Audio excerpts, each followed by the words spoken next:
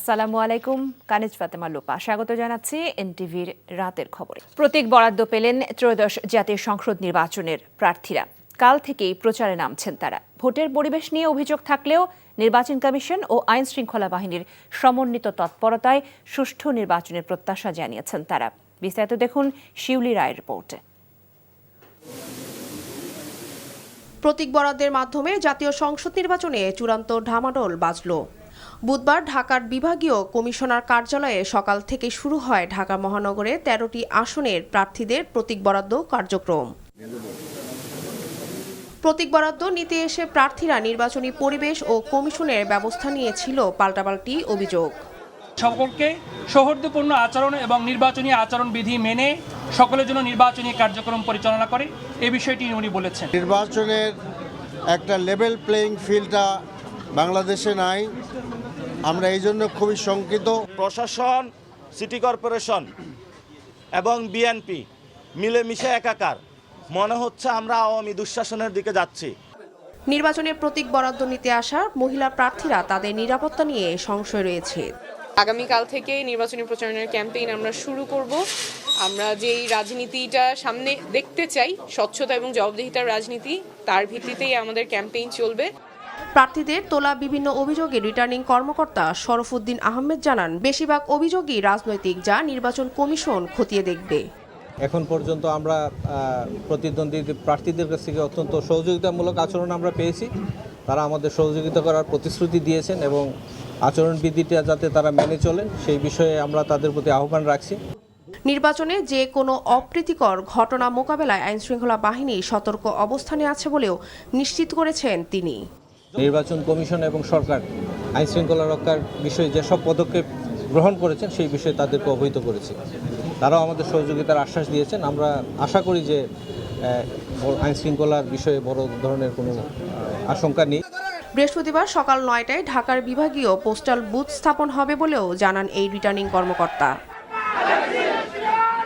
শিউলি রায়, NTV news, Dhaka. এদিকে সারা দেশে প্রার্থীদের মাঝে প্রতীক বরাদ্দ দেওয়া হয়েছে। স্ব দলের প্রতীক পেয়ে উচ্ছ্বসিত বিভিন্ন দলের প্রার্থীরা। স্বতন্ত্র প্রার্থীরাও পেলেন পছন্দের প্রতীক। কাল থেকে শুরু আনুষ্ঠানিক প্রচারণা। বিস্তারিত ওয়ালিউল্লাহ অলির ডেস্ক রিপোর্টে।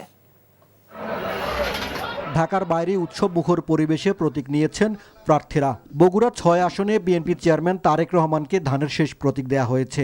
তারেক রহমানের পক্ষে জেলা বিএনপির সভাপতি রেজাউল করিম বাদশাহ প্রতীক গ্রহণ করেছেন। ৭টি সংসদীয় আসনে ৩৪ জন প্রার্থীকে প্রতীক বরাদ্দ দেন রিটার্নিং কর্মকর্তা।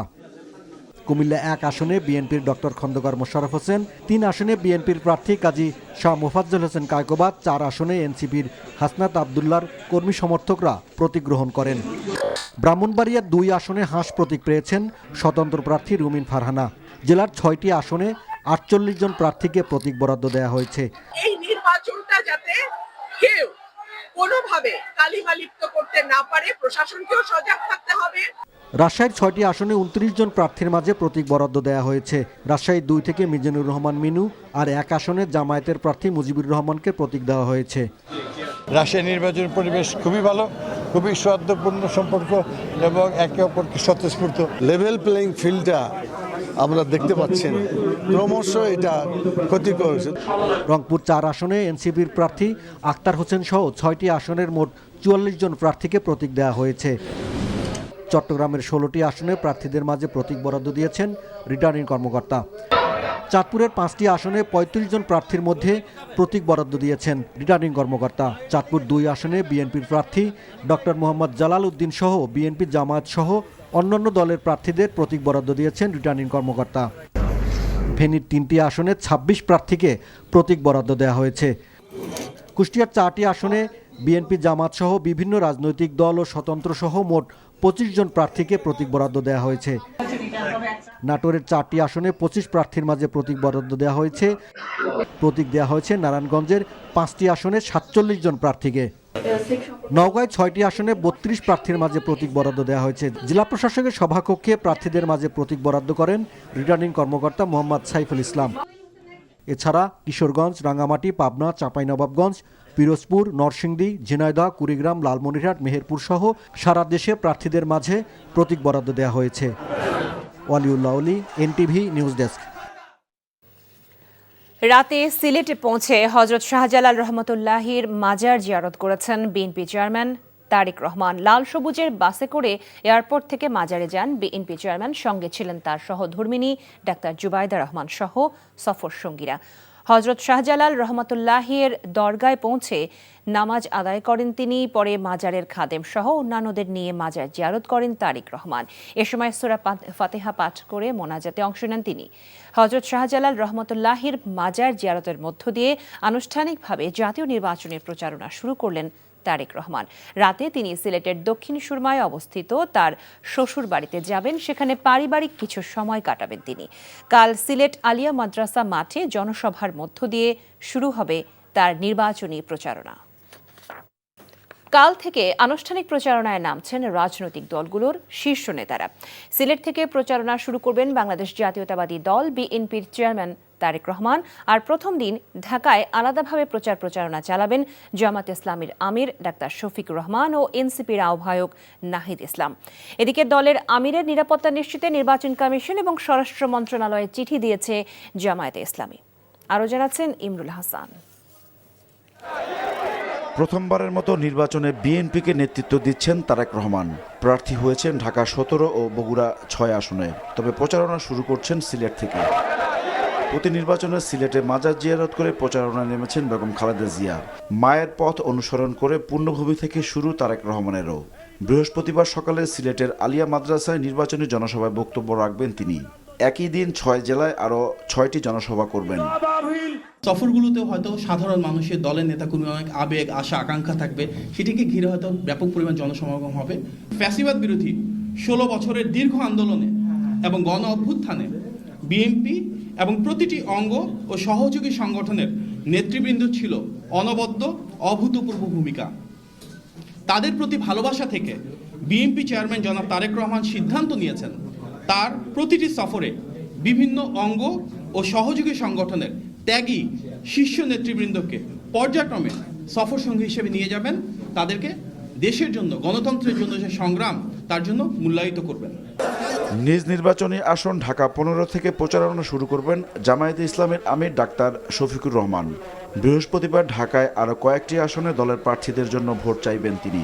ঢাকার বাইরে প্রচারণায় বের হবেন শুক্রবার। প্রথম সফর উত্তরাঞ্চলে। পঞ্চগড় থেকে তার কর্মসূচি আরম্ভ হবে। পঞ্চগড়, দিনাজপুর, ঠাকুরগাঁও, রংপুর, এই 4টি জেলা আগামী 23 তারিখ তিনি সফর করবেন। 24 তারিখ সকালে রংপুর থেকে তিনি শহীদ আবু সাঈদের বাড়িতে যাবেন, মত বিনিময় করবেন এবং তার কবর জিয়ারত করে রংপুর থেকে গাইবান্ধা, বগুড়া হয়, সিরাজগঞ্জ, উল্লাপাড়া এবং পরবর্তীতে পাবনা তিনি পৌঁছবেন। পরের দিনও আরও 4টি জেলার বিভিন্ন স্থানে তিনি জনসভা, মত বিনিময় সভা করবেন এবং সেখানে তিনি বক্তব্য রাখবেন।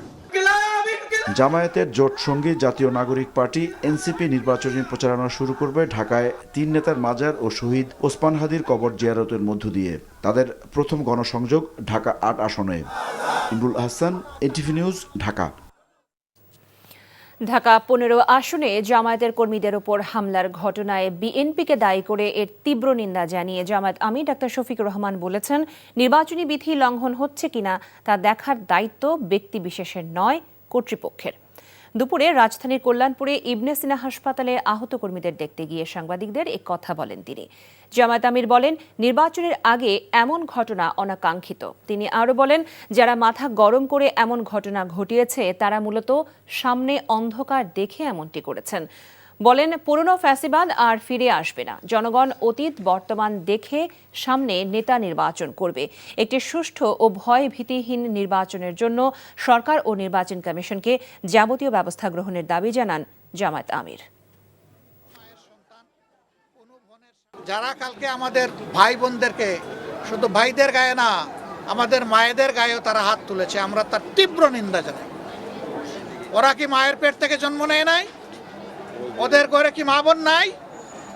মা বোনদের প্রতি সামান্য সম্মান দেখানো, নিশ্চয়ই তারা পরিবার থেকে সেই শিক্ষা পেয়েছে। যদি না পেয়ে থাকে, এটা দুর্ভাগ্য। নির্বাচনের দিন যেন কোনো কিছুর অভাব বোধ না হয়, কোথাও যেন কোনো গলদ না থাকে, সে বিষয়ে সর্বোচ্চ মনোযোগী হওয়ার নির্দেশ দিয়েছেন প্রধান উপদেষ্টা অধ্যাপক মোহাম্মদ ইউনূস। প্রধান উপদেষ্টার কার্যালয়ে অন্তর্বর্তীকালীন সরকারের প্রধান উপদেষ্টা প্রফেসর মোহাম্মদ ইউনূসের সভাপতিত্বে আসন্ন ত্রয়োদশ জাতীয় সংসদ নির্বাচন ও জুলাই জাতীয় সনদ বাস্তবায়নের উপর আয়োজিত গণভোটকে সামনে রেখে সার্বিক আইন শৃঙ্খলা পরিস্থিতি নিয়ে একটি উচ্চ পর্যায়ের সভায় তিনি এই নির্দেশ দেন। প্রধান উপদেষ্টা বলেন, নির্বাচন কমিশনের নির্দেশই এখন সবচেয়ে বড় নির্দেশ। ইসির নির্দেশনা মেনে সবাইকে একযোগে কাজ করতে হবে। তিনি বলেন, স্বরাষ্ট্র মন্ত্রণালয় আইন শৃঙ্খলা সংক্রান্ত কমান্ডের মূল ভূমিকায় থাকবে। নানা চ্যালেঞ্জ থাকবে, তবে দায়িত্ব পালনের ক্ষেত্রে বাহিনীগুলোর মধ্যে সমন্বয়ে যেন কোনো ঘাটতি না থাকে সেদিকে খেয়াল রাখার নির্দেশ দেন প্রধান উপদেষ্টা। ভবিষ্যতে জনগণ 2026 সালের নির্বাচনকে আদর্শ নির্বাচন হিসেবে যাতে বলতে পারে সেই দৃষ্টান্ত রাখতে সংশ্লিষ্ট সবাইকে নির্দেশনা দেন প্রধান উপদেষ্টা। সরকার পরিবর্তনের সাথে যেন রোহিঙ্গা নীতির পরিবর্তন না হয় সে লক্ষ্যে জাতীয় রোহিঙ্গা কমিশন গঠনের তাগিদ দিয়েছে বক্তারা। চট্টগ্রামের সাউদার্ন ইউনিভার্সিটির সম্মেলন কক্ষে অনুষ্ঠিত গোল টেবিল বৈঠকের আয়োজন করে সেন্টার ফর রিজিওনাল স্টাডিজ। এতে সভাপতিত্ব করেন সংগঠনের চেয়ারম্যান লিয়াকত আলী চৌধুরী। অনুষ্ঠানে প্রধান অতিথি ছিলেন বিএনপি নির্বাহী কমিটির সদস্য ব্যারিস্টার মিল হেলাল উদ্দিন। এদিকে বৈঠকে আলোচকগণ রোহিঙ্গা সমস্যার সমাধানে নির্বাচনে অংশগ্রহণকারী রাজনৈতিক দলগুলোর ইশতেহারে সুনির্দিষ্ট অঙ্গীকার অন্তর্ভুক্ত করার উপর গুরুত্ব আরোপ করেন।